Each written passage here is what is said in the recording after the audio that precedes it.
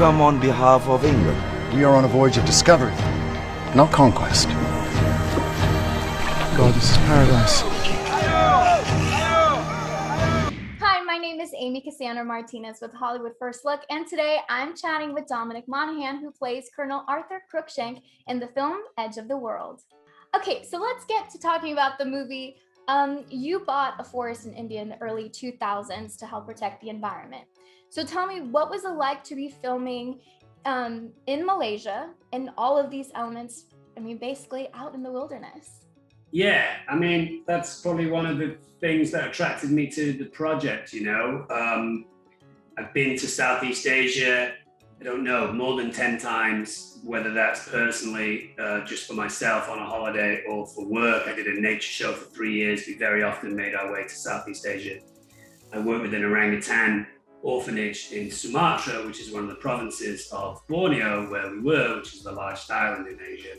And Sarawak is another province of Borneo. So I know that island relatively well. I know those jungles well, the animals. It's one of the few areas in the world that has some truly unspoiled, old jungle, So alongside, the character that I was gonna play, being a producer on the film, going to that part of the world and being truly immersive was all I needed to say yes, I love that. I feel that this film in particular, because it is a historical epic, there are so many things that you're like, wow, so this happened. These were inspired by true events. As an actor, how does that change your research beforehand? And how do you approach this project as opposed to one that is not a historical epic? Yeah, it's certainly true. You have a responsibility to do your own kind of research because the history is there. There were buildings in Sarawak that were built by James Brooke and his team. There's museums, there's buildings, there's places, schools and things like that. So we were able to visit those places. The character that I played doesn't look necessarily too much like me, apart from the ridiculous facial hair that I had, which was not in any way attractive.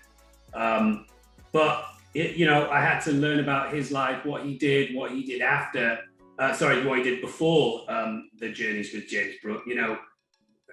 Crookshank kind of symbolizes more than any other character in the film being stuck between two worlds. James Brooke is stuck between two worlds, but he's completely romanced by Sarawak and the people there that he just immerses himself. Crookshank is always like, well, are we safe? Are we in danger? We're English, we shouldn't be here.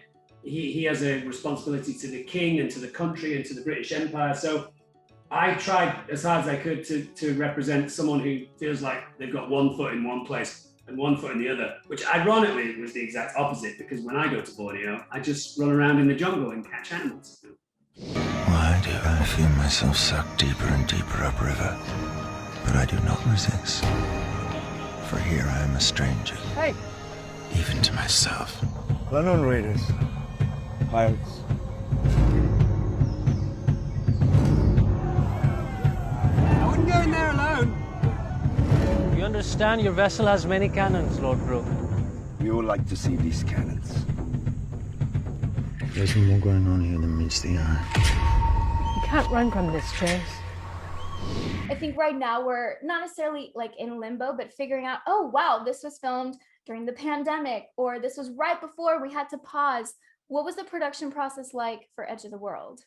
Yeah, it was just before. In fact, in the last week of production, I would go out a lot with, cast and crew. And in the last week of production, there started to be some kind of rumblings of a virus coming out of China that seemed to be a little bit more dangerous than normal. And it was part of the dinner conversation, but it had not reached anywhere apart from internally in China and in Wuhan, So it was the last job that I did before lockdown.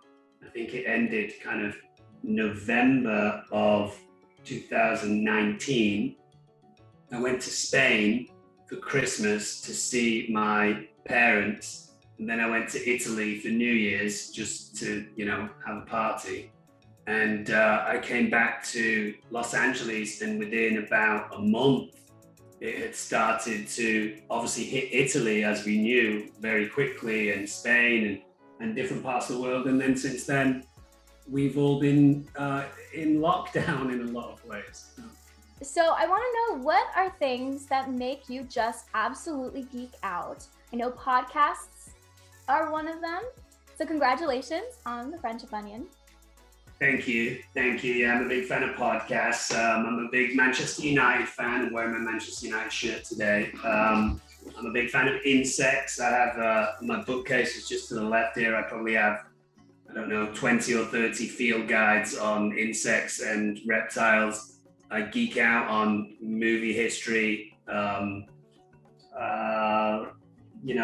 kind of mom and pop small restaurants I'm a big fan of. So I'll do like deep dive Google searches into, whatever. Let's say I'm going to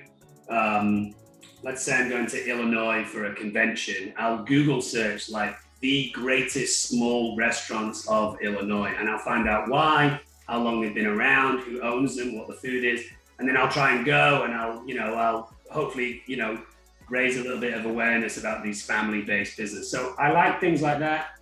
I like gaming. I like Star Wars. I'm a geek for a lot of things. Gardens.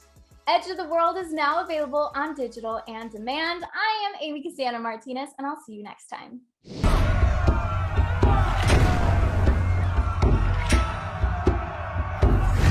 You could be a king. I was given a sword to rule a kingdom larger than England, but I've had enough of killing.